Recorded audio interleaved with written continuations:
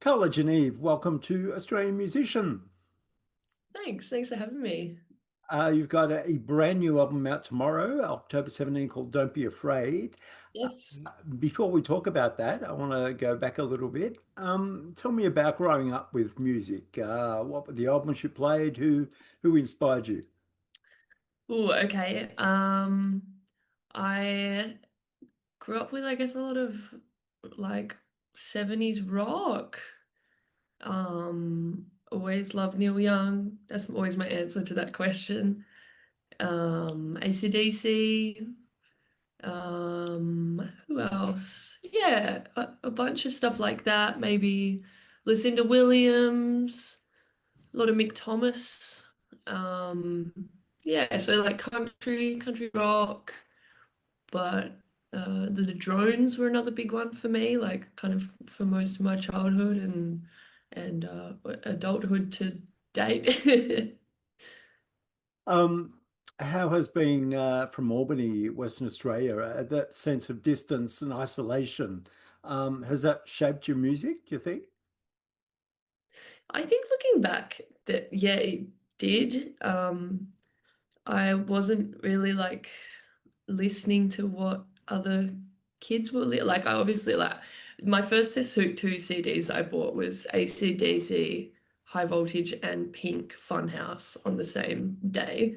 So I was kind of like listening to a lot of pop, but at the same time, like older stuff that kind of wasn't on the pop radio. But I think, yeah, you kind of form your own way of going about things, especially because there wasn't like I wasn't really going, there wasn't like gigs for young people so much, but I was more playing at like restaurants or busking. But I feel like if you grow up in Perth, then there's a lot more opportunities for young people to play with other young people, but I didn't do that so much. So yeah, I think the isolation definitely shaped my music. Did many artists come through Albany? Were there many venues? Not really. There was a great pub called the White Star, which is now called Boston. I think no, Wilson's, and a few artists came through there, but that was kind of it really. Apart from bigger events, like I remember my first concert was seeing the Cat Empire, which was like a bigger thing. So occasionally, but yeah, not too many. So it's 5 hours south of Perth, so it was kind of like a longer trip. But it's a pretty artsy town. A lot of great music has come from Albany, like the Waifs from Albany. It's going back a while, but Ross Ryan, Yep. um, yeah, he's from Albany as well. So yeah, there's definitely a lot of music down there. And the older I got, the more I could get into it, obviously. Yeah. So the album is out tomorrow. Don't be afraid. What's your overriding feeling at the moment? Uh, I've got that feeling like you feel like you've forgotten something. I feel like I've forgotten to do a few things. So I'm kind of just like going through my list, like what have I forgotten to do? But yeah, I'm really excited actually, which is what you would hope. But yeah, I'm really looking forward to it. I'm happy with the album and it's a good feeling. How long since you've actually completed the album now? Completed recording it. Yeah. Uh, it took a few years to record it for a bunch of reasons, but maybe we recorded the last thing early this year, so several months. But started recording it probably like 2 years ago, I think. Yeah. Don't Be Afraid takes its title from poet Seamus Heaney's final words. How did that sentiment first find its way into your songwriting, and what does not being afraid mean to you? Yeah, I guess I was looking for a title for the album for a long time because it took so long to put together. And I had sort of like a bunch of ideas, but none of them really like they were kind of just silly. Like I was kind of gonna name it something silly because I couldn't think of anything. But yeah, I was in Dublin and I went to I suppose an exhibition of his work and I've always liked him, but so that's why I went to the exhibition. I was like, I need to go to this. And it's sort of you walk through his lifetime, which it was really beautiful. But his last words were "Don't be afraid," and I just found like he'd experienced so much and seen so much in his life, but the fact that that was the last thing he said to his wife, I don't know, it was just really comforting. Like he had a sense of peace, um, and kind of like acceptance, which is really beautiful. And I think that the album covers a lot of turmoil, but I think that there's a sense of peace in it as well. So it just resonated with me, and it's just a nice thing to say, like it's good not to be afraid. Don't be afraid to do all the things that I talk about on the album. Yeah. I was watching the studio breakdown videos on your YouTube channel. First of all, who's the producer collaborator? Because he doesn't get a mention. He doesn't get a mention. Oh, okay. Well, his name's Dan Carroll. Uh, he doesn't get a mention in the breakdowns. Yeah, I couldn't see it. Oh, okay, yeah, we didn't really do like an introduction. It was very casual, but yeah, Dan's fantastic. I've worked with him for so long. Pretty much all of my music I've done with Dan. And yeah, I just think he's fantastic. He's obviously a fantastic musician as well, but he spends a lot of time just producing other people's music, and I kind of just like he would never like step to the front and give a lot of his input, but for this album I was like, Dan, I'm tired of you not saying more and doing more. I was like, let's just do this together. Like I'd be missing out so much if I wasn't like, no, I really want to know what you think. Like, yeah, so we did it together a lot more, and I think it's so much better for it. And I learned a lot as well doing a much more collaborative album. I got to like let go of my sort of control freak tendencies. And yeah, he's amazing. He plays in a few bands. He plays in Southern River Band at the moment, who are awesome, and has recorded some great albums. He's just done he's just done Mama Kin, Spender. He's done Grace Bay in the past. I think he's doing a bunch of sick stuff. So yeah. Yeah. Um, in those clips, you had different versions of songs that you were comparing. Is that the way you usually work? No.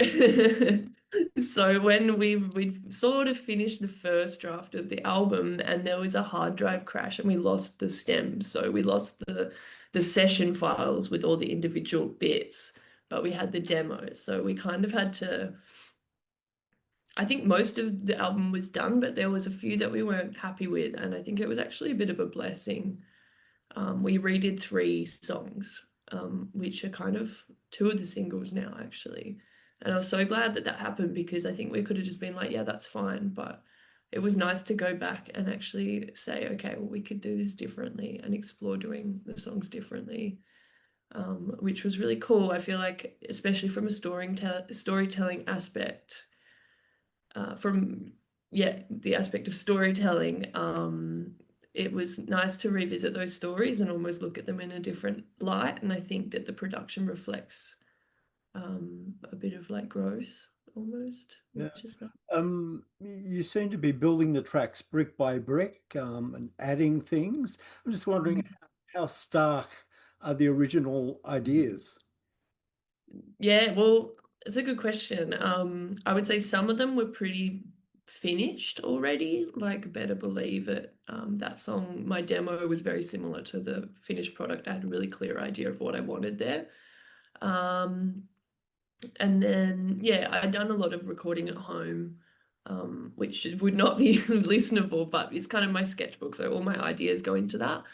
And then some of them I came in with a way more stark concept of what I wanted. So it was kind of just me and piano or me and guitar, and we built it from there. But yeah, we didn't really do much like live tracking. It was a lot of time just messing around in the studio, doing everything separately. And because it was done over so much time, yeah, it's just layers and layers and layers. So it was an interesting way to do an album. I really liked having the time to spend on it instead of just banging it out in a short amount of time. Yeah. Tell me about the piano, this secondhand piano. What do you know about its history? What is it? Well, it's a Beal. It's a Beal. They call it a grand. It's not a grand piano, but it's extra tall and it's really heavy. So it's got this, I would say, an extra that much metal on the back where the strings attach. So it sounds like I guess a bit louder, but I just got it on Marketplace. I was like, I've moved into a place. I want a piano. I've always wanted a piano, and I think it cost me like $200 or something. But I'd say it's like 100 years old. It's been like altered, and the thing that usually covers the strings is has been taken off, and that didn't come with the piano, so it's kind of just like naked. And it's pretty out of tune at the moment. There's a key that doesn't work, which is a key that I use a lot, so I'm just gonna have to get that fixed. But it's got a lot of personality and I love it. I just love having it in the house. So yeah, I'm very lucky to be able to have that. And it changed the way I wrote a lot as well. Yeah. Have you got a main guitar that you use? And does that have a story behind it? Yeah, I have two. I have my acoustic, which I'll do most of my writing on, which is a J45. I used, yeah, just a Gibson. I used to have a jumbo. Uh, I think I can't remember the model, but that got stolen. So then with the insurance I had, thank God, I bought a new Gibson, which I wasn't that keen on at the start, but I feel like it's really settled in. And at the moment, it's just that feeling when you pick it up and you play it, you're like, oh, that sounds so good. So yeah, I love that guitar. And then I use a telly for electric. It's like a custom telly. It's 80s Japanese, but that's great too. Um, but yeah, I just use those. I'm not someone that buys a lot of gear. I just want like workhorse instruments, and I try not to spend too much time on it, to be honest, because I know it's a rabbit hole that I'll end up going down forever. So yeah, they're my two main guitars. Did you have any sonic benchmarks or albums that guided you during the making of this record? Yeah, I would say Cass McCombs and Andy Schorf were really influential. And I'd say Lana Del Rey as well. Her album, um, well, kind of a lot of it. I'm a massive fan of hers, and always have been. But did you know there's a Tunnel Under Ocean Boulevard, I think is the album title. That's great. So that I feel like that influenced the vocals a lot, and also just the general atmosphere of things. So yeah, Yeah. those three albums. Yeah. What do you know about recording now that you didn't the first time you went into a studio? Good question. So many things. I think when you first go in, you kind of just assume that it's like playing live, but being in the studio is a whole different thing entirely. It's a completely different skill set. And you can go in and do it live, but I think understanding that it's less about um it's still making a moment in time, but it's capturing that moment. And I would say in terms of writing parts or adding parts to things, it's less about um I guess playing that in the moment and more about just adding textures. So like even just playing one note to be mixed in somewhere in there instead of like a bit, a solo or a part. Like that's the way we went about this record. It's just layers upon layers of just one or two notes, which was really fun. I learned a lot about my voice on this album. I sung a lot lower than I usually would. But also there's a lot of like vocal stacks, like backing vocals, which I haven't really done in the past. And it was really fun to explore different ways to use my voice and the tone of my voice to better complement a lead vocal. So we did like, I would say for a lot of the album, there's three-part harmonies, and then each of those harmonies is doubled, and making like instead of like a lead vocal pitch, which is kind of more of a storytelling or an emotive vocal line, altering like the way I'm using my voice to make it more round or make it more breathy, which wouldn't actually sound that good if you just listen to that part. But to build the stack, it is really effective. So yeah, I learned a lot about my voice and it was really, really fun, really challenging at times as well, but I really enjoyed it. Yeah. So is that going to make the album a tricky album to produce live? Yeah, yeah, it really is. That's what I'm in the thick of at the moment. Because there's so much, and I'm not yeah, I'm hesitant to use tracks live. I've never done that, and I'm not against it, but I don't know, it just doesn't like sit that right with me at the moment. I don't have any issues with it, but I just would prefer not to. I think I don't want to replicate exactly how it sounds on the record. It would be easy to do that with tracks, but I'd rather create a moment on stage that is unique instead of just sort of playing along. So how it's sounding with the band at the moment is obviously the same, but it's more organic, and it's been really fun to try and figure out which bits of what we want to take and play live. But yeah, it's been definitely challenging, but it's exciting too because it's kind of like remaking the album a little bit, but still staying true to it. So what does your live band consist of? At the moment, it's drums, bass, and then we've got Sean's playing bass and he has two synths as well. So like a bass, I don't know what he's got. I think it's like, I don't know if it's a Moog, it's a Korg maybe. I don't know. Like I say, I'm not that into gear. I leave that to people that know more about it. And one day I'll find out, but not today. Yeah, he's got two synths, and then I've got Emily Barker playing guitar and singing harmonies as well. So yeah. Yeah. You've shared stages with artists like Cat Power and Tyler Childers, sorry. Um, have those experiences shaped how you perform? Not really, to be honest. Um, I think that playing those gigs has made me a far better performer, just the experience. Um, I'd say that, yeah, the experience of the gigs has shaped how I performed, but um, yeah, no, I don't think so. It's pretty inspirational to see those artists perform because they're so authentic to who they are. But I wouldn't say that yeah, I think their authenticity has it changed how I perform to be true to myself. But yeah, I wouldn't. Yeah, it's an interesting question. I'm not sure. Probably subconsciously, but I haven't taken anything that I've seen directly. I don't think. Yeah. Um, I was speaking with Emily Ullman last week about her new album. The first time I saw you was during her Isolate Festival Oh, cool. during COVID. What did you get out of appearing on Isolate? It was nice to be part of that community when the community came together to make the best of a tricky situation for musicians. Um, I think yeah, it's just standard. When something happens that affects everyone, the music community does come together really quickly. And so it was pretty beautiful to be part of that and see that happening. Yeah.